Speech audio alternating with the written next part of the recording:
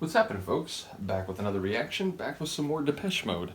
And I'm actually going to listen to a single version of a track that's on the Speak and Spell album, but in a different format. That is to say, this vinyl, which I got because it has the schizo mix of Just Can't Get Enough, one of my favorite remixes of a Depeche Mode track, and it really takes Just Can't Get Enough to a different sonic territory. I mean, it has the same sonics of that song that we all know, but then it gets a bit more, let's say, menacing and dark, and then after it does that, it goes back to the normal, then it gets menacing and dark again, and suddenly this glorious synth melody sort of flies in and just kind of guides you to the end of the track. So it's a really cool version.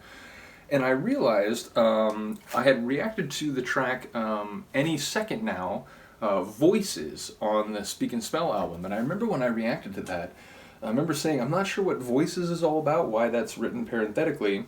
I think it was Han Solo. Somebody mentioned, like, oh, well, there was actually originally an instrumental version of that tune, and then that, eventually they put lyrics into that, and they made it into the song that we now know from the album.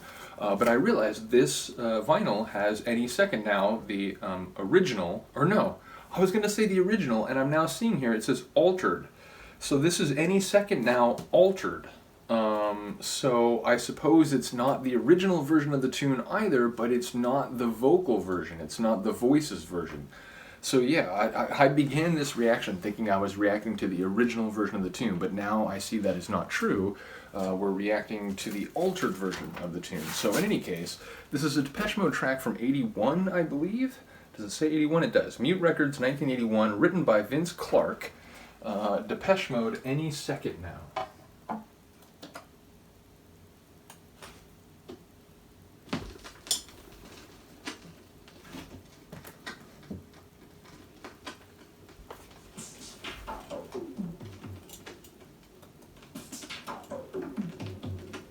Admittedly, my vinyl is not in the greatest condition. I do apologize. I think it'll be less noticeable once the track gets going.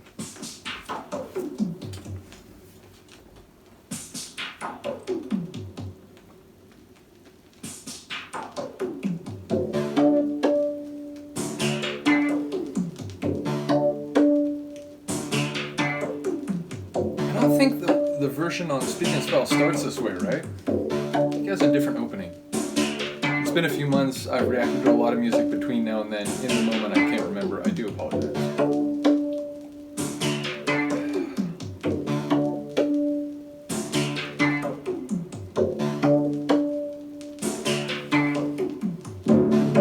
Oh, that bass.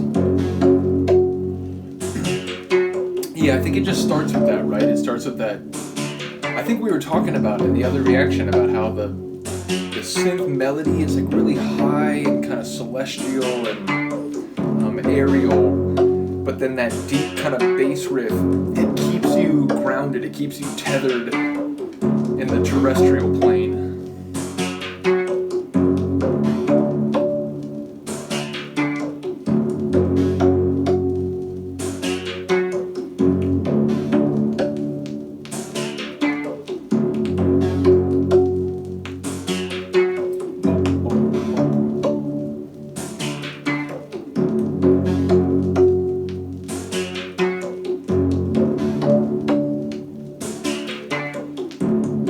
Obviously a more austere piece without any vocals, but I don't think it loses any drama.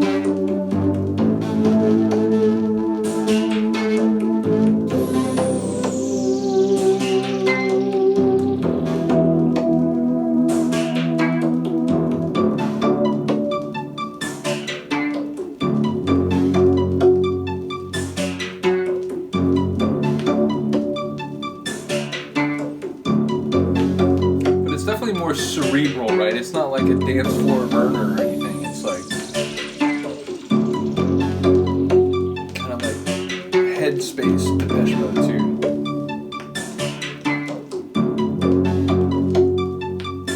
I do love the contrast though, with the whoa, whoa. And also there's that, like, I don't know if it's a xylophone, but there's kind of this struck percussive melodic layer in between those two.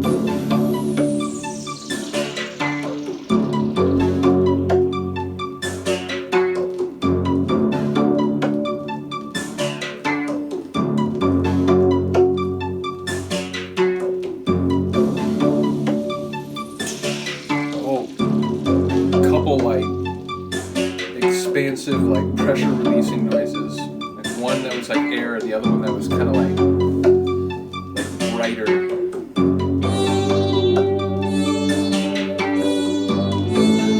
Is that layer in the original? I don't remember that. It very well may be, but.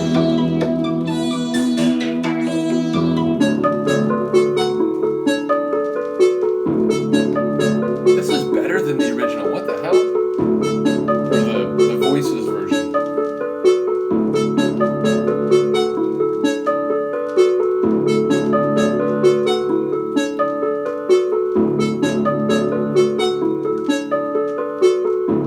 Try to characterize the atmosphere of this tune with one word. I dare you.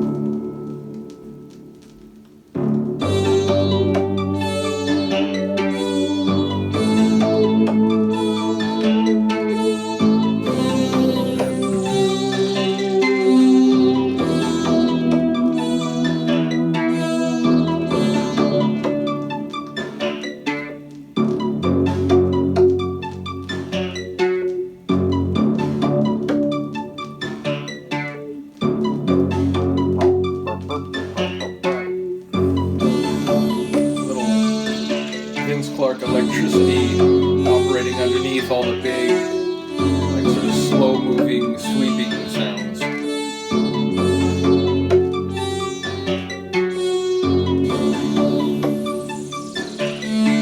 That bright, expansive layer again. It sounds like descending.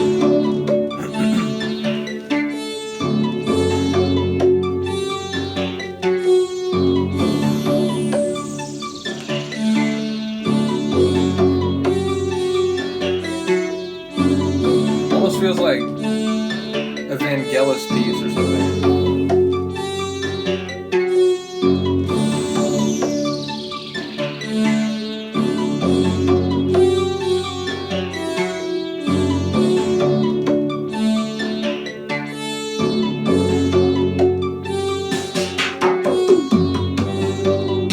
Yes. Can you feel that rolling in just before it got to the measure break?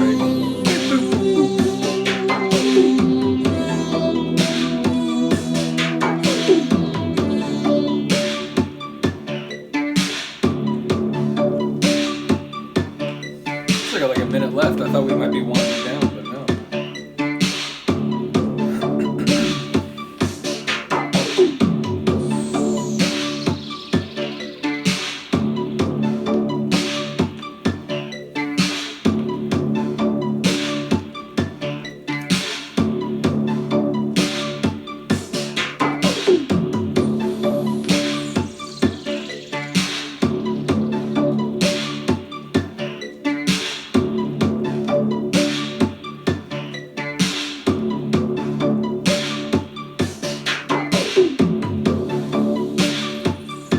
This is a like prolonged outro though.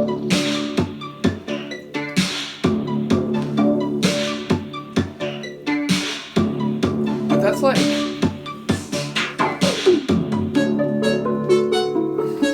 oh wait.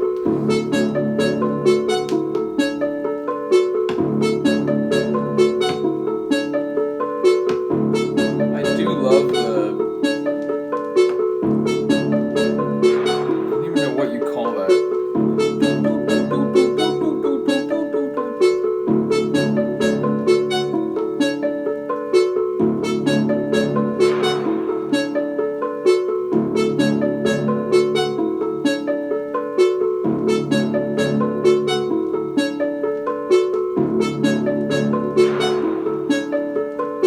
They're like bells, but they're like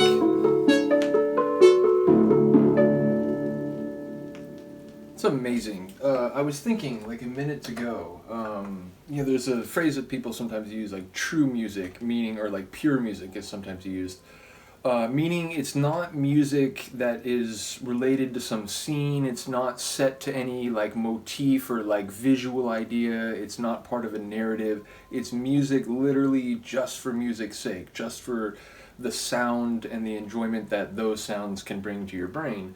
It's funny though, because I'm thinking of the original Fantasia, and they introduce Bach's Toccata and Fugue in D minor as an example of pure music, but that's actually not really true. Like for the first 100 years or so, when that was being performed, it was often described to the audience before they would start playing as representative of a storm. And then in more recent times, or like since the 20th century, that sort of aspect of the performance is sort of like dropped off, and they don't like really talk about that as much anymore. But anyway, it wasn't really like true music or pure music. This felt like that though. This felt like, again, you know, without the lyrics, it's really just about the sonics. And even though like I'm often thinking of like what visual environment, you know, a certain sonic soundscape will make me think of. In this case, it was really just like I was enjoying the different musical parts as a piece of music. I don't know if that like distinction makes sense, because again, my brain a lot of times does imagine or envision scenes, or at least like emotions as it relates to sounds I'm hearing. But in that case, it just felt like an exploration of sound courtesy of Vince Clarke. So yeah, cool. Very, very different from the Voices version, fair to say. I'll leave it up to you. I'll pose a question to anyone watching. Do you like the version they included on the album more, or do you think this instrumental version has a sort of more compelling sound? I'd be curious to hear. I think they both work. But yeah, again, it makes the track very different when you put Gore's vocals into it. So yeah, bottom line, I enjoyed this version. Do let me know what you think. I will see you next time. Peace.